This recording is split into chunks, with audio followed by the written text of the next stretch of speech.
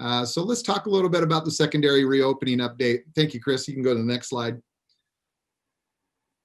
As John described earlier, after we did K1, we did set up advisories for second grade return for 3 through 5, and then we also had a secondary advisory. That advisory was made up of 22 individuals, included teachers, counselors, school psych. So we had some representation from our student services group at the building level, PEA leaders, as well as principals and district administrators. And again, just a really solid team. I can't say enough about this group. They really listened to one another, were able to adjust their perspective based on what their colleagues shared. And it was just a great group to work with. And we are continuing to meet. And as Lori indicated, we're continuing to meet and try to continue to solve problems and complexities that come our way. The objectives for this group was to have an open mind and entertain a variety of possibilities as to how we might implement a hybrid program. We really wanted to make sure we were serving students, but I also put in parentheses there, just like we talked about, not only serving students with quality instruction, but also providing the opportunity to make regular connections with students. The regular connections along with the quality instruction would lead us to student success. Through the process, we reviewed a variety of options initially, and we're again trying to entertain a variety of possibilities. As we did that, we found it necessary to determine what our priorities are. And so the team went out and presented to their colleagues in the buildings, brought back feedback from the buildings, and from there determined some priorities. We looked at our options based on those priorities and narrowed it to 3. The team entertained those 3 priorities and narrowed it down to 2, and then pushed it back out for staff input, brought the staff input back, and made a decision as to what our model was going to be. Chris, you can go to the next slide, please. And so the model that we selected was a 6-period AB day with AB schedule with alternating days. And so what that means is students would be divided by last name alphabetically into an A group and a B group. The A group would attend school on Monday and Thursday, and they would attend all 6 periods on Monday and Thursday. And they would do at-home asynchronous learning on Tuesdays and Fridays. Alternately, the B group, which would be kind of the second half of the class, would be working at home on Mondays and Thursdays, but would attend school on Tuesdays and Fridays, and again for 6 periods. One of the things that the team looked at was we wanted to provide the most touches possible with students. And in this model, we talked about Monday, Tuesday, Thursday, Friday. The team also wanted an additional touch for every student with each teacher on Wednesday, and that would also provide an opportunity for additional instruction. And those would all be done from home.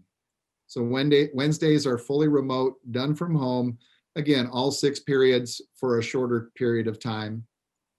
This model provides students and teachers 3 touches per week for a total of 130 to 140 minutes of instructional time per week. And when I explain this, the timing piece, you're going to see some variations in time from middle school to high school. And I'm going to talk about a lot about approximations, because similar to what John talked about with 3 through 5, and when they change sessions, so to speak, there's some cleaning to do. We're going to carve out some specific time, but we're going to be flexible with that time. Number one, because middle school students don't need to travel as far as high school students between classes. And we also need to work into that transition time or those passing periods time to clean as well. So forgive the approximations. There's really some structure to it, but we're going to have some flexibility there around cleaning and passing and staggering passing times. Chris, go ahead and go to the next slide, please. So a day in the life of a secondary student, middle school or high school. And again, these are Monday, Tuesday, Thursday, Friday.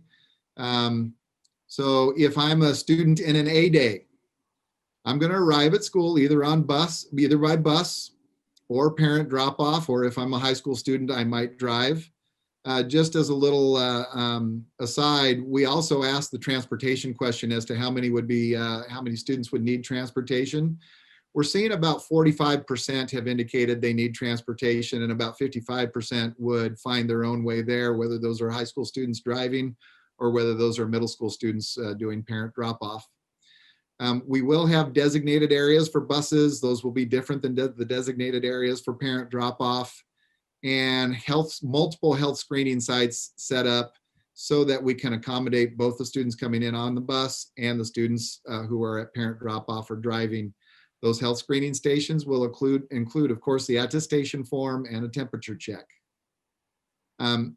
Students will go to 6 periods a day, and those periods will be approximately 50 minutes. And if I was to share with you at the middle level, they're trying to carve out a little bit of time that I've got in purple there for flex. And so again, their passing periods are their cleaning passing times are a little bit shorter than the high school ones.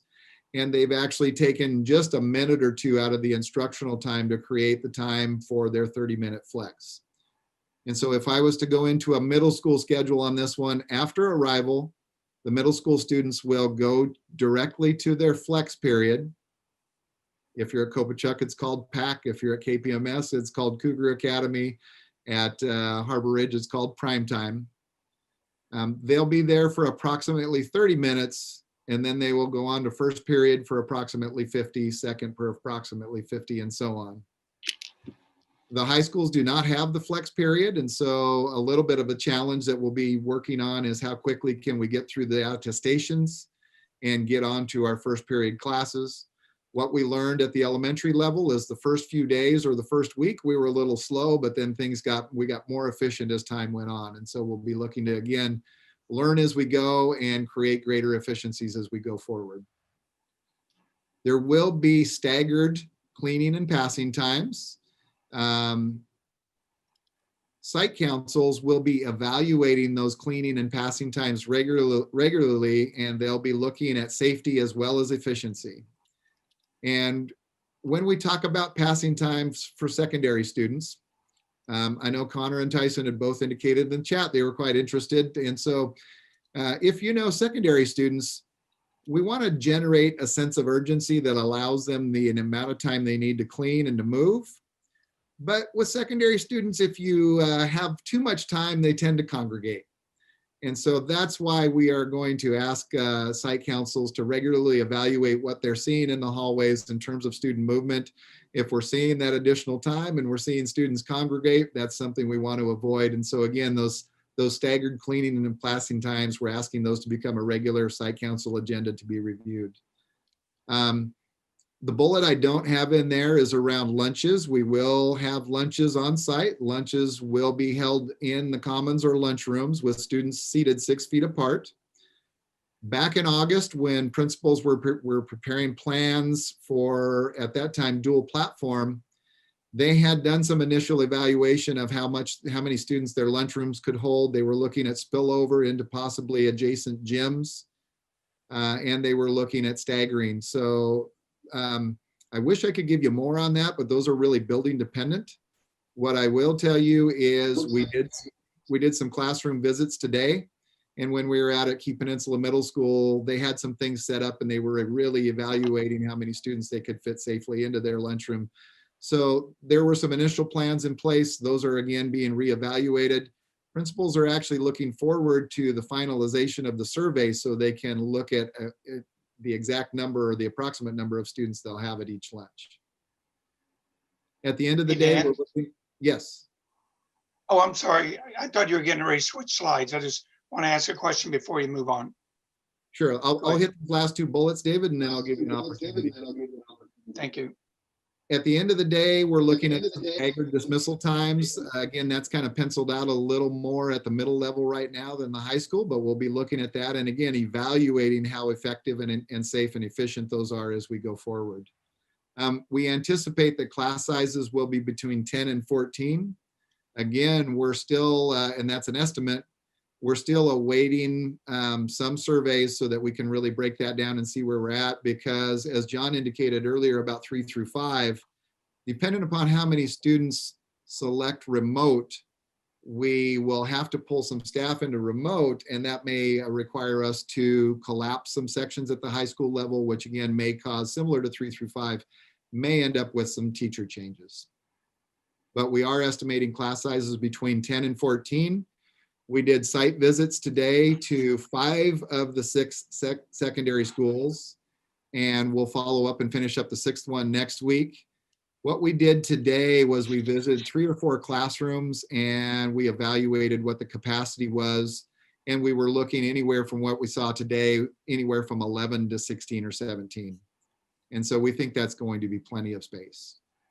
Before we change slides, David, questions that you might have had? Yeah, I'm trying to avoid another brain freeze. So what happens on Wednesday? Half the kids are coming back Monday and Tuesday, and the other half Thursday and Friday. What are they doing on Wednesday? And does that go back to the touches that you discussed earlier? Is that what happens on Wednesday? It does, and we have a whole slide on that. I'm gonna, on my other screen. Okay. We're gonna get to that in 2 slides, and we'll cover that in detail. But those in-person days, again, the A group students are Monday and Thursday, which means they get 2 touches at approximately 50 minutes each. The B group students are Tuesday and Friday with 2 touches at approximately 50 minutes each. So you're looking at about 100 minutes of instructional time there that they have in person. Chris, let's talk a little bit about safety on the next slide, and then we'll get to David's question about Wednesday. Safety protocols, again, safety checks upon arrival. 6-foot distancing in the classrooms. I just mentioned we did site visits today to look at those, but also at lunches. Hand washing and sanitizing. What I would tell you is as we did site visits today, if rooms had sinks in those, we also keep a 6-foot distance from the sink so that students can regularly wash their hands, and there is a 6-foot distance around there. Structure around arrivals, structure around passing times, structures around bathroom use and rules around bathroom use. And a lot of these are going to be particular to each building. Structures around lunches and structures around student dismissal. And if I was going to share a little bit with you about what I mean, they will be different per building. For instance, one of our middle schools has a number of classrooms with exterior doors. At the end of the day, when students are leaving to go to their buses or go to their parent pickup, if they have exterior doors, we can use those doors and students can pass outside the building instead of inside the building, and that increases safety because we have less congestion throughout the building. So again, there's going to be some work put on the shoulders of each building site council to evaluate their plans and really fine tune them as per their buildings. As you know, you've been informed anytime that we do have a positive COVID, and we will have consistent responses to any positive COVID concerns, issues that come up. Chris, if we go to the next one, we'll answer David's question about Wednesdays. Those of you with students in middle or high, you know, Wednesdays at the high school levels, they've had about an hour of homeroom. At the middle level, there is not a lot of contact time. Teachers do make the most of the collaboration time in the morning. And if I was to piggyback on John's response to Deb's question, one of the conversations I had today with one of the teachers was around the value of that collaboration time, because it does give them the opportunity to talk about where they are in their standards and in their learning, so that we do have consistency from teacher to teacher at any grade level within any subject. That does expand from teacher to teacher at any grade level, any subject across the district, as much as we can possibly get those cohorts together across the district. So we still have the 90-minute collaboration time each morning. Students will start at home on a regular meaning pre-pandemic 1 hour late start. At the middle school level, those students will go to 6 periods of approximately 40 minutes each on Wednesday. So they'll connect with each one of their 6 teachers through Zoom on Wednesday for approximately 40 minutes. We do not want to have them have too much consecutive screen time. So we will be building some passing period breaks in there. Just to branch off of what Karen said earlier, there are longer lunch blocks built into both of the Wednesday schedules, because students may need to go pick up lunches, or if they're home making their own lunch, sometimes they need a little more time to do that. And their day will end at the regular end time as they would on any other pre-pandemic Wednesday at 2:45. So for the students on Wednesday, it's quite similar to the schedule they had pre-pandemic when they were in school. The only difference is they get that touch with teachers for 40 minutes each, and they're doing it from home on Zoom. Dan, I appreciate this extra explanation of this, and it, even with the board here, it was a little confusing. I would say that this is something that hasn't been understood by our community. So parents don't understand that this is what Wednesday looks like. So just an FYI. Yeah, I appreciate that, Deb, and we'll do some additional communication and clarify some of these.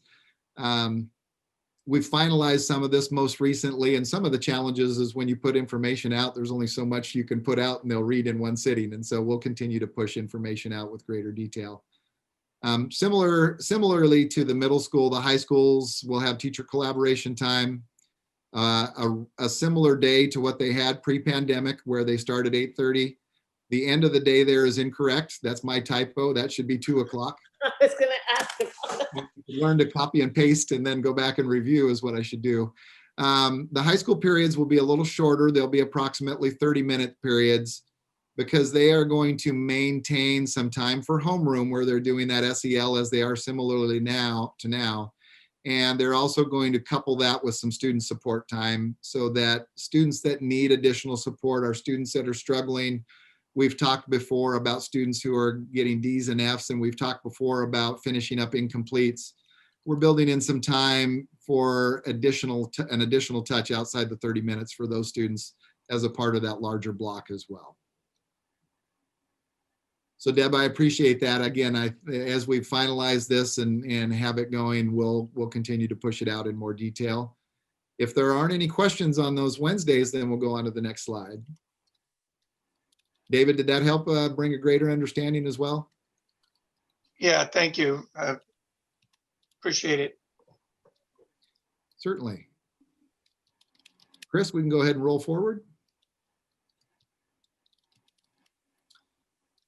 So regardless of the model, we've learned a lot in the first semester. And we learned a lot since last spring. And many people shared comments that, wow, the fall was way different than the spring. We got way better in the fall in terms of remote instruction than we did in the spring. What I would tell you is, as teachers have done their work, their practice has evolved and they've become increasingly efficient and effective in their instruction as well. But we still want to strive to improve our practice when it comes to instruction. And this slide really talks about how we want to be purposeful in our planning, no matter what the model, no matter when kids are in front of us in Zoom or in person, and just kind of go back and say, how do we leverage that time with students most efficiently, and what activities are most appropriate for when they're at home.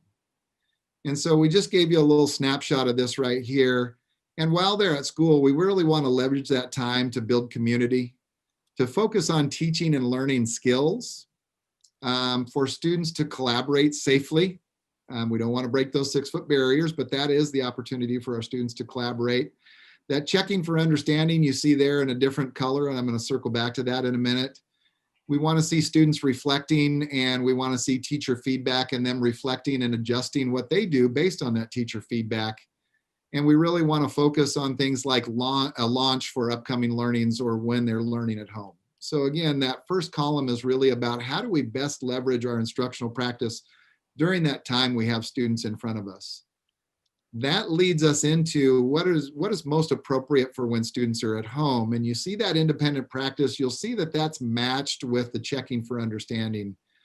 One thing we experienced this fall is a lot of times we knew students had some time at home, and in some situations, the work that we assigned to them became overwhelming. And I would say that's the case for a lot of students. And at times, I know schools have taken pauses to allow students to catch up on homework. And those are good reactive measures when students are overloaded. But as we go forward into second semester, we really want to be purposeful about our independent practice. And the reason it's tied to that checking for understanding is if we really emphasize and focus on checking for understanding while we have students in front of us, the need for large amounts of independent practice, hopefully we can scale back on that and have fewer independent practice, fewer hours of independent practice, but done in a more focused manner. And there's a quote out there, and I want to say it's a Vince Lombardi quote that says, practice doesn't make perfect. Perfect practice makes perfect.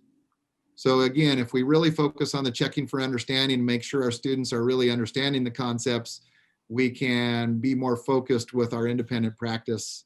And again, we did see some students get overwhelmed this fall, and that's an area we're going to continue to try to address and improve upon.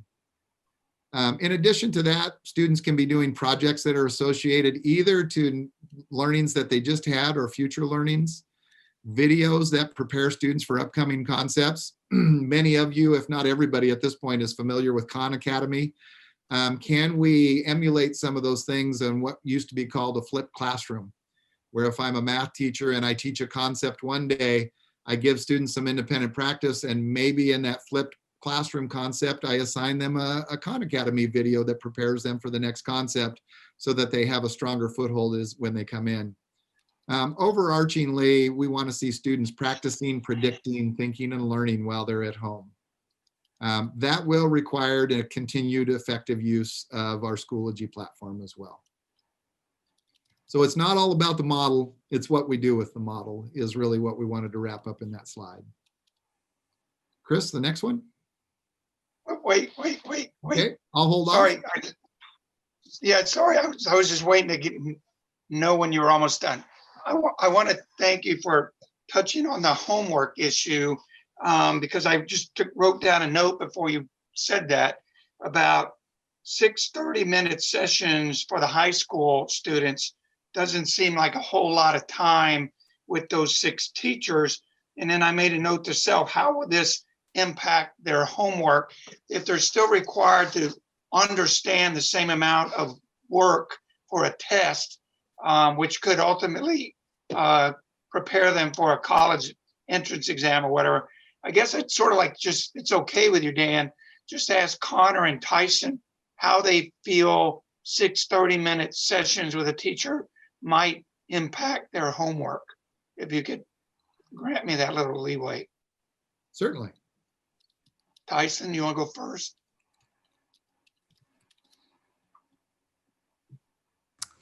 I really like this plan, actually. It's very effective. I think it's a lot better than I thought it was going to be for getting us back into school. It's very well thought out. The Wednesday things kind of surprised me with the sitting in Zoom all day, but you know, I'd rather be going to school than not going to school at all. So it's I think it was good. I think it's a good option for us. Thank you. Connor? I think it's a great plan as well. Primarily because like Tyson said, it's better to be going to school, period, without and as long as we're able to kind of get back into normal things. Because I've seen kind of the whole situation with some kids having social withdrawal, I guess, and kind of whatever kind of needs to take to kind of get back to that normalcy, I think would help out a lot. Obviously, there's going to be problems with every plan that we try and come up with, and like you mentioned, the homework thing. But at this point, I can't really see how much different it's going to be from what we have now. With us only seeing our teachers twice a week, we're still having a lot of homework, and then we're going with the whole seeing them twice a week, but just a little bit less time overall. So I think that this is a good plan to try and help with the whole social interactions and kind of get back into normalcy kind of thing. I would just add to what Tyson and Connor said. First of all, you're both very insightful, so thank you. Tyson, it would be 6 30-minute periods on Wednesdays, but there are breaks built in there, so we don't want you to over Zoom. We are going to let you get up and go to the refrigerator and go to the restroom and do what you need to do, so we do want to break that day up a little bit for you. Connor talked about really the differences or lack of differences. Currently, our high school students see their teachers twice a week for about 140 minutes. he was right on, because the number of instructional minutes really don't change significantly at high school or middle in this model versus what they're currently doing. What I would share with you is they will be in classes. And again, we predict anywhere from 8 to 14 in a class, face-to-face, versus with 25 to 30 in a class on a screen. And so Connor nailed it, man. You guys are sharp. The number of minutes does not significantly different. It's the environment and coming to school and being face-to-face with your teacher as opposed to on a screen and with a smaller group, and being able to, turn your head and see your colleague next to you instead of looking at them on a screen. So I just say you guys are sharp. Thank you. Yeah, we as kids really want to go back to school as soon as we possibly can, and so this is great. I know that Peninsula, and I'm sure Gig Harbor as well, is very excited and has a lot of excitement about the fact that we could be coming back fairly soon. So we're very excited to see each other again and to see us get back into school. So thank you all for finding a way to get us back there. Yeah, I kind of second that. When I saw that, like, we had a whole survey about, like, hey, do you want to stay remote or do you want to have a chance of coming back with the in-person learning thing? I was like, yeah, this. I personally didn't think that we would be able to have in-person learning this year. So being able to kind of be able to go back to normalcy for my senior year would be pretty cool to think about. Thank you. Chris, let's go ahead and move on to the next one. So we've given a much more detailed description of what the in-person hybrid piece looks like. The fully remote option, what I would tell you is it will be somewhat similar to the current schedule. However, we are working through the details on that right now, and it will evolve to more closely align with the hybrid model. We are working to finalize that soon. As a matter of fact, we'll be meeting on it again tomorrow morning. I wish I could give you more detail now, but I'm going to skip down to the last bullet. As we carefully plan the remote model, we really want to maximize flexibility when it comes to staffing both the in-person model and the remote model. So there are considerations and implications in terms of how we build the remote model around the ability to possibly split staff members. And what I mean by that is if we have a couple of sections, let's just pick Algebra 1, for instance. If we have a couple of sections of Algebra 1, let's say we have enough students in remote for 3 sections, we may ask a teacher to teach 3 remote sections and 2 in-person sections. We would not ask them to do that simultaneously, but we may have the need to split some staff like that. And that is why we're looking at that remote model starting to evolve to more closely align with the hybrid model.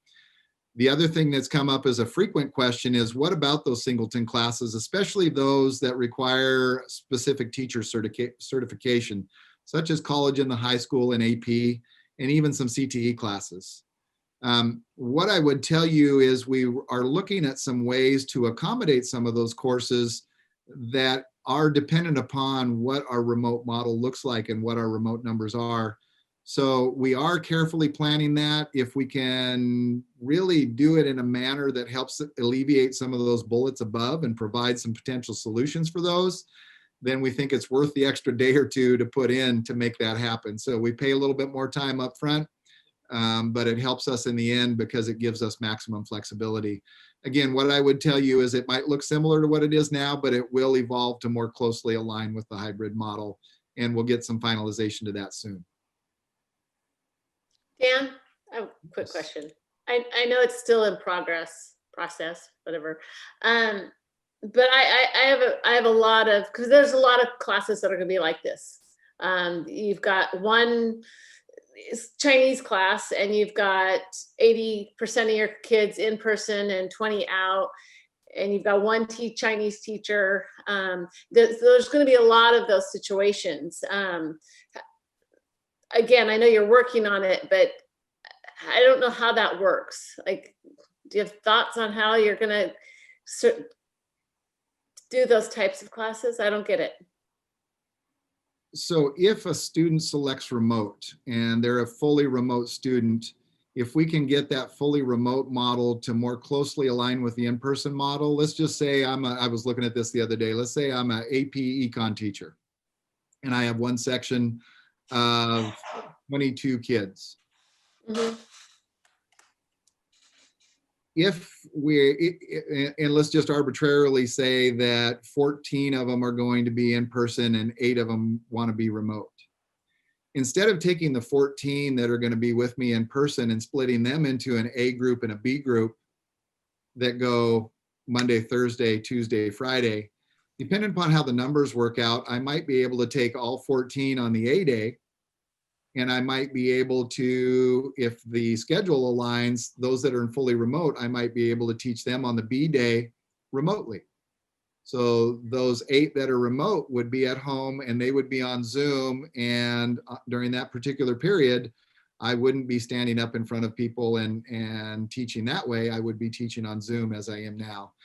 Now, you're exactly right, Deb. There's a variety of configurations in there. I've given you just one possibility, but those are the pieces we're going to have to work out. However, as we build this, having that flexibility to do that will help us in many instances.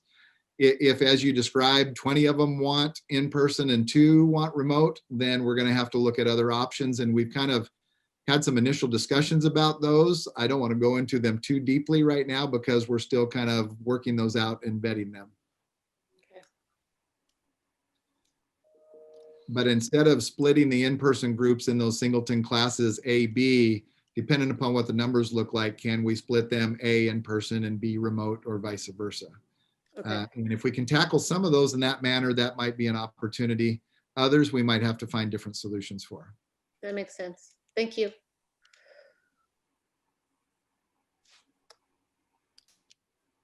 And again, we'll be meeting on this again tomorrow morning and seeing what we can make happen and work out. Chris, if you can go to the next one. Work that we're still doing, section numbers at the buildings and staffing at the buildings. Adjustments at the building level, master schedule, teacher assignments, student schedules. Our DLI department is helping us right now as the data comes in. They are sorting it into what we call course tallies. And so the principals before the weekend will get, each of them at each school will get data of course tallies for all their courses. What I mean by that is, let's say if I'm at a high school and I have 340 sophomores that are currently taking sophomore English, they will get a course tally of those that have requested in person, and that 340 could go down to 290. And so if they get that 290, they can start saying, oh, how many sections do I have now? And they can start making their plans on what their schedule is going to look like based on those course tallies. We want to get that data in their hands as soon as possible. Their counselors have been hungry for it.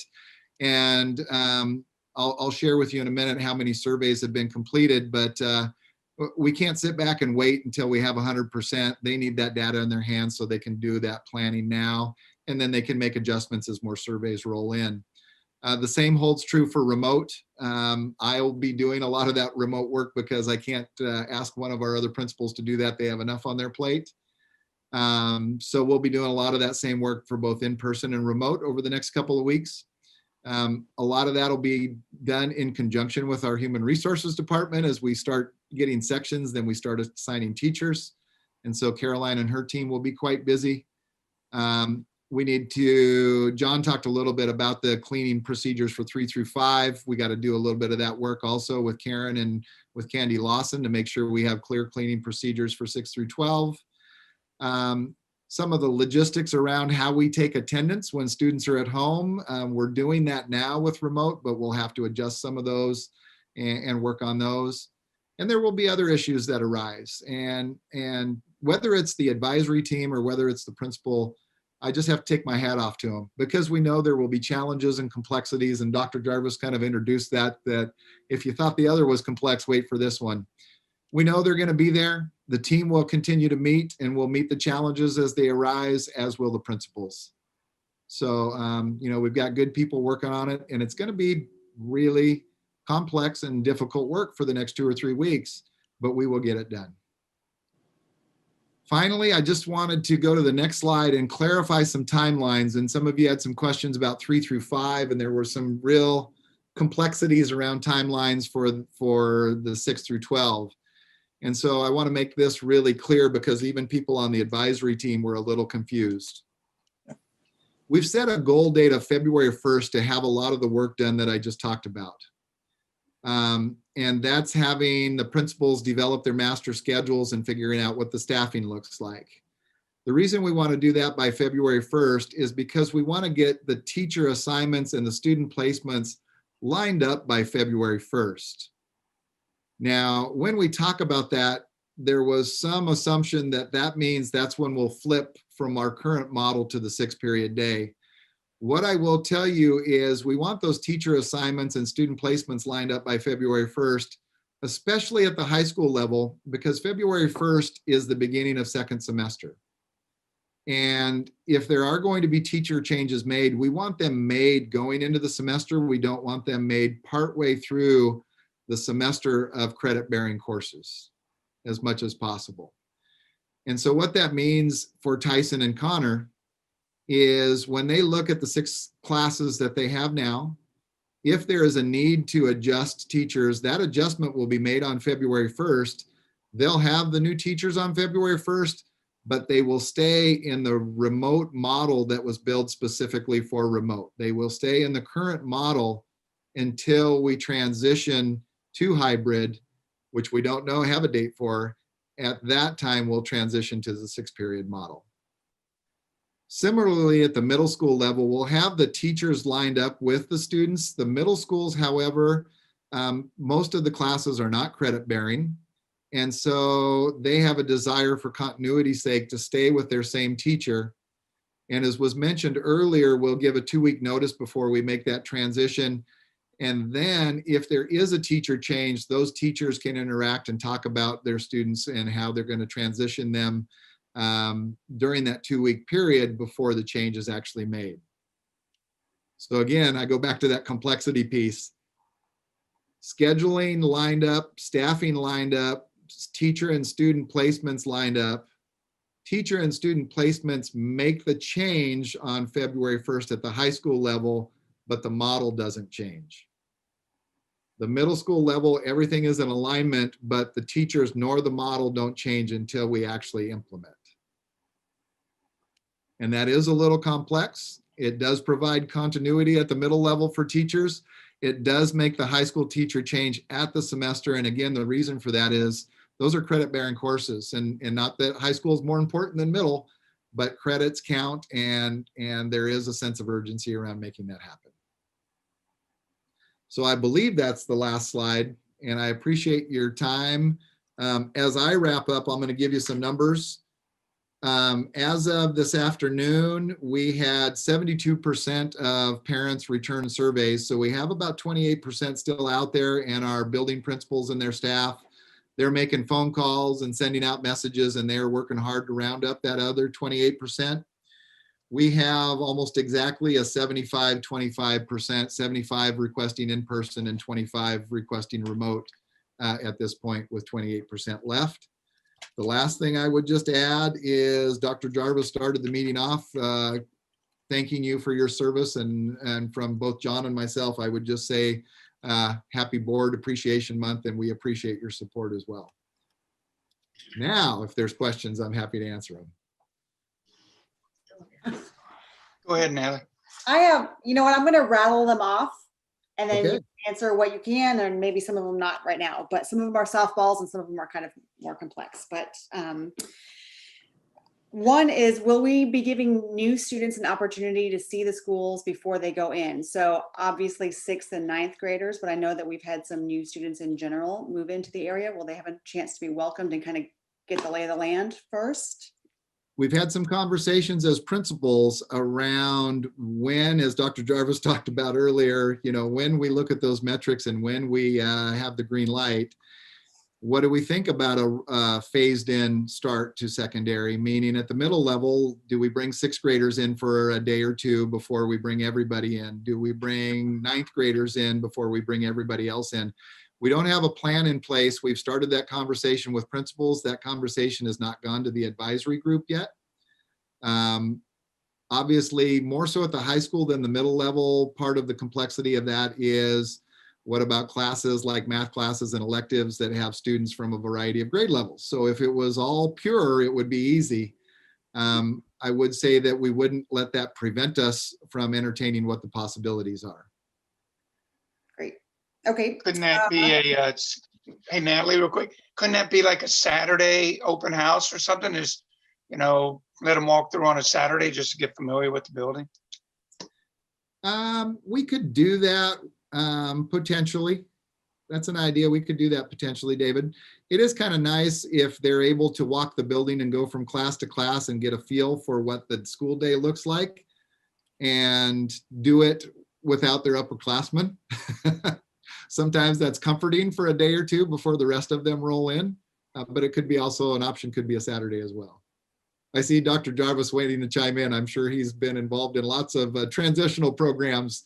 They're fun, and I'm laughing and smiling because it's just really fun when kids new to the building come in and they kind of have that shock and awe. One of the twists that I would just answer is that as we look at those possibilities, the oddity of this pandemic and keeping social distancing and how do you do some of that is so prominent.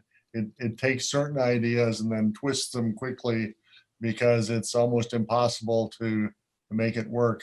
And then some other possibilities actually open up for us to be able to do that. But I think the underlying both of your comments would be, how do we do that in a way that just isn't all of a sudden Monday show up, and really respect the fact that kids have gone through what they've gone through. Now, how do we help them and the staff phase into it? So it's wide open. And when Dan says it's still in process, it's because there are a lot of ideas on the table. But I think the heart of what you're saying is that there is a heart to this for kids.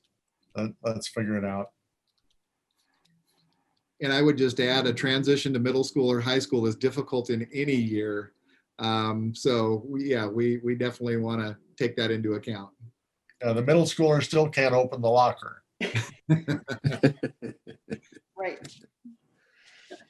Thank you for that. I appreciate it.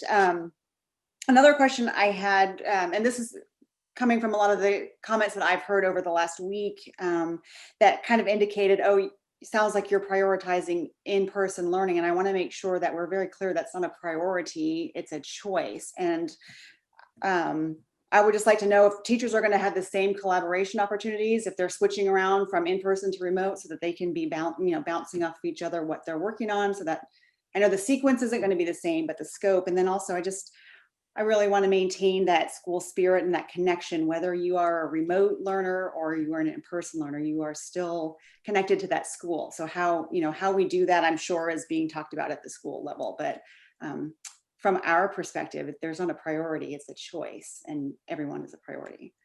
It's a choice, and well said, Natalie, and we want to deliver the best instruction possible. Connor was the one that alluded to it earlier. Whether it's our current remote model or whether as that model evolves to, as I said earlier, become more like the in-person, the hybrid model, simply because it helps us with staffing. Either way, we're still looking, as Connor indicated earlier, at 130 to 140 minutes of instructional face time. So it kind of comes down to that slide about how are we intentional with the time that we have with students, and what do we ask them to do when they're not in front of us.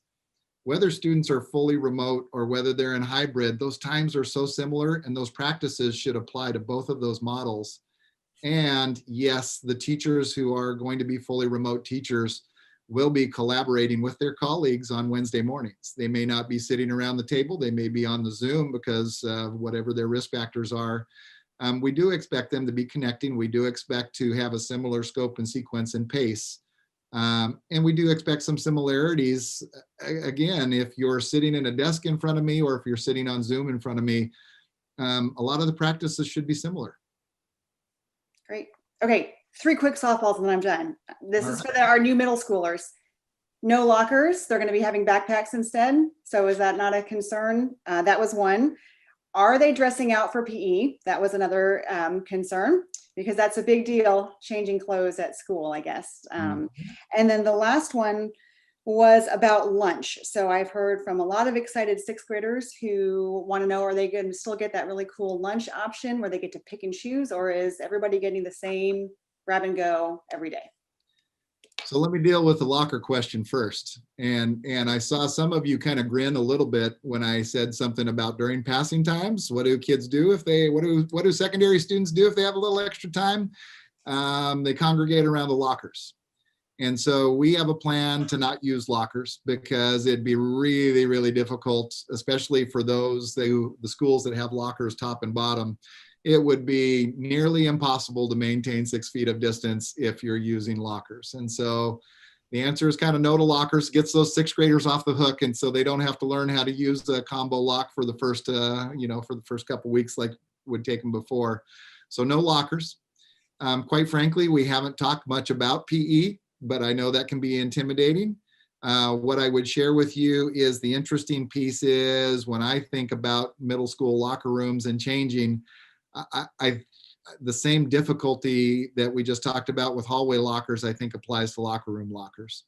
Now, some of that might be mitigated because the class sizes will be smaller, but I would tell you that that's one of those that's going to go on the other list that we need to talk through. I would share with you that one of the Kopachuk Middle School PE teachers is on our advisory group, and she provides great input. So I may put her on the spot with some of that and get her thoughts on it. Lunch will be kind of grab and go bag style because we can't line kids up and have them go through with trays. And Karen just turned on her light, so I'm going to hand off to her. I met with Katie today, and what I would say is that she recognizes that our older students, they're used to that variety. They do like some choice. And so I think she is looking into possibly having some options for the older students. It wouldn't be similar to what's happening now. It would be more like it would still be a grab and go bag, but one might have pizza, one might have a hamburger, one might have a sandwich, or and have some variety. I don't know that they would be able to have a large selection like they do right now, but she is considering making some choices available for the older students. Great. That will be well received. Thank you. And then lastly, just a huge shout out to transportation and food service, because they have kept this whole thing going and have been so flexible. So for me, when I see a bus on the road, it makes my day. So thanks to them. And I'm done. Thank you very much. Chuck, you got any questions? No, just a show of gratitude. I understand the complexity of everything that you've had to work through, talking to Dan and John and Art and Karen and all the staff. I realize even if I ask you a question right now, it would probably change the answer as we move along. And so the explanation that you've given us today is, wow, it really shows the complexity of everything that we're trying to do. And I appreciate everything you guys are doing. The board hasn't done anything. I mean, we just, so thank you. Lori? Well, the question quickly first is just a small one. Are classes like band and choir just not happening at all? I know that's a tricky business. Are those kinds of classes just going to be remote, or are they just non-existent in this world? So thank you. That really couples well with Chuck's comment about things are changing all the time. Yeah. And what I would say is right now, our state guidelines around band and choir are very restrictive. They're actually more restrictive than the national guidelines. But as Chuck said, guidelines change. And I think I have said to a few people, hey, if it's a state guideline, I'm going to give it 8 to 10 weeks, and then, it may change. So Lori, there was a little bit of discussion, and I won't say that I heard anything formally, but I heard, well, let's do this, let's do that, let's cancel, let's not run them. But quite frankly, if we decided not to run those and the guidelines changed on March 1st, then we would have put ourselves in a hole. So we need to run those programs. Kids need those programs. The instruction might look different if we're not allowed to sing or we're not allowed to blow on a horn. But we'll work with teachers on that. Melissa Wisner is connecting regularly with our band and choir teachers. They met this past Wednesday. We're going to meet again here in the near future. And part of the fear is if we cancel those and kids disconnect, then it'd be hard to get them back. Let's keep them connected. Let's alter the way we instruct until the guidelines change and we can do something different within those guidelines. Okay, that's great to hear, because that and drama and a lot of different, categories of things that you just don't want to see go by the wayside because they're too hard in a pandemic. But no other questions, but just again, my utmost appreciation for your tireless efforts, all of you. I know I kind of joked that John had solved all the problems, and so way to go. But it's truly mind-boggling. I remember being on a committee back early on, like in April last spring, where we were presented with 3 scenarios of hybrid models and which one did we like best. And we all stared at each other in the Zoom screen and just said, none of them can possibly work. And, it's insurmountable. And just to see where we literally believed that. And now here we are, and that, your perspective changes, but just to hear the, millions of details that really, of course, the problems are innumerable and they will continue to pop up, but we've come really so far and solved so many things creatively. So thank you. And to Connor and Tyson, who said, we kids just want to be in school.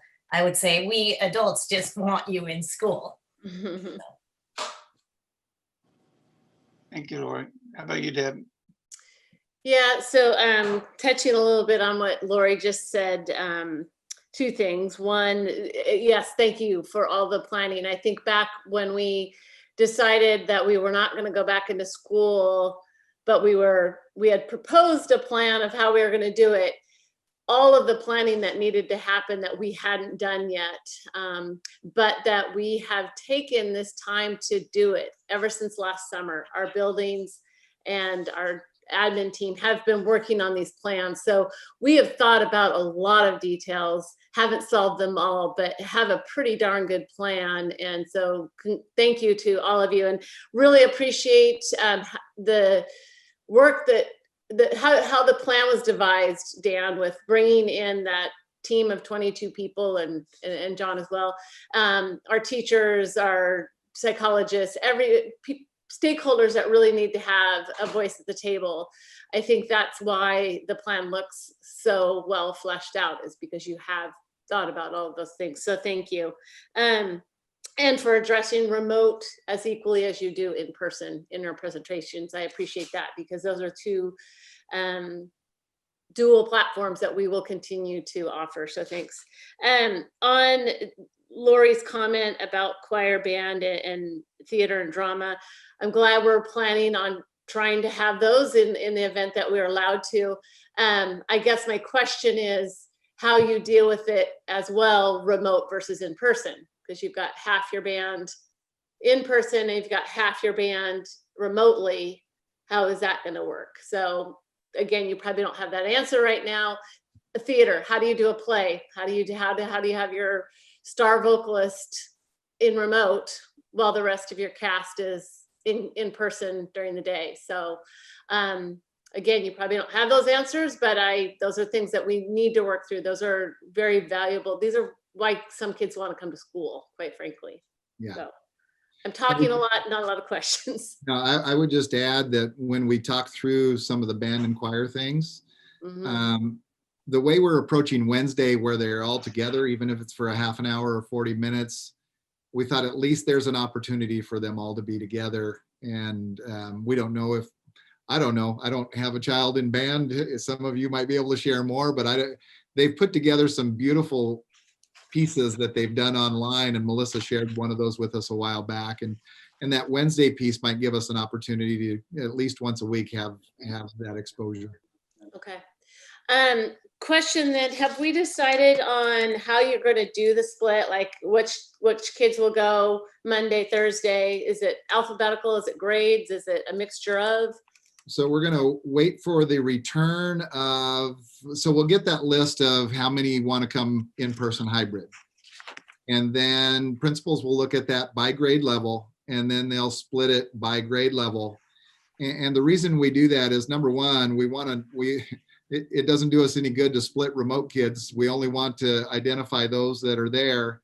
And then we could have varying numbers based on grade level. And so we're going to look at it grade level by grade level. If we do have families that are, let's say you've got a 10th grader and a 12th grader and we split at a different letter and you're right in the KL area, we're going to realize that if the kids are in different A's and B's, and we're going to make those onesie twosie adjustments as necessary. You know, it's 2021, and even households have kids with different last names in them. And so we will match kids in the same household.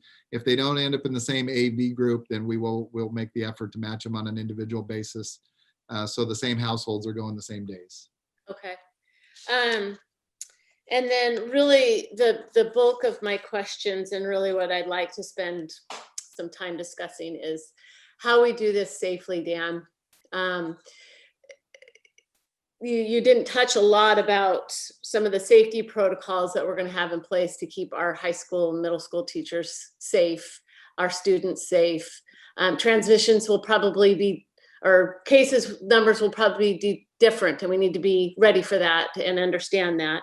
And then underneath that, like you've mentioned a lot of different cleaning time. Who's doing all of this cleaning in between each classes? And do we have enough custodians? And is our teachers doing this? And then lastly, giving you a lot here, vaccinations. So I know our teachers and staff are in line at some point to get vaccinations. What can we do to get these people vaccinated sooner, to help add in another layer of precautions that we're going to take in our schools? Let me take the first one, and I'll just be very broad with the first one because I won't go in a lot of detail. The big three are attestations, mask wearing, social distancing, and I'll throw hand washing in there. We just have to do that religiously. And we are making a strong effort as a district to recommunicate that to every employee, and we're gonna really be on that one. The cleaning piece, Karen turned her light on again. I'll let her talk a little bit about that. And then I think we probably want to hand the vaccination one back to Dr. Jarvis. Well, actually, I can answer a little bit of both. So I am working with Candy on cleaning. We are looking at custodial allocations and time periods. We may need to make some adjustments. We may need to hire some custodians. We've got Pioneer coming online, and so we need to add a custodian there, which will free up some partial FTE that we have. So we may be making some adjustments for the high schools specifically. We think we're good with the middle schools, but the high schools might need some assistance as far as the cleaning and such. So we're still kind of working through that. The piece about vaccinations, what I can say at this point is that our nurses and our health techs have already received their vaccinations. Miriam, our lead nurse, has worked with Pierce County. She was contacted by Pierce County. And at this point, if they haven't received their vaccine, they are in line and they've got an appointment for a vaccine. So she's moving forward with that, and she's keeping tabs as far as when they're ready for the next group. I have communicated with some individuals that have offered to help if there's that possibility. And so we are looking at, are there ways that we can facilitate or expedite the option for vaccinations for all of our staff. So we're working on that one. We're trying to stay on top of it. Thank you. I guess I know Dr. Jarvis has been working hard behind the scenes as well to really advocate for that as well for our staff. As a board, is there anything that we could be doing? Art, do you know if we can gather other boards to really push that? No, as I think you're aware, there's a push coming out of the legislature to change the priority and somehow get teachers early in so that we can reopen school with more safety for staff. It's also coming out of the teachers statewide and the labor unions. It's also coming out of all of the superintendents. So in the last week, letters from both the Puget Sound ESD and the Olympic ESD have gone to the state, and I think other ESDs, but I know those two for sure, asking for a change in priority. The hard part, of course, is it's really a supply issue. How fast can we get more vaccinations? Right now, should we advance the teachers, your only question is what high-risk person would you bump? And how do you, because the only people in front of the teachers are the highest risk individuals. So part of what faces the health departments is they need more tests and they need them soon. So the federal level of releasing all of the tests that they have in supply, I actually think will make a difference. It's not going to happen tomorrow, but it is going to advance the ability.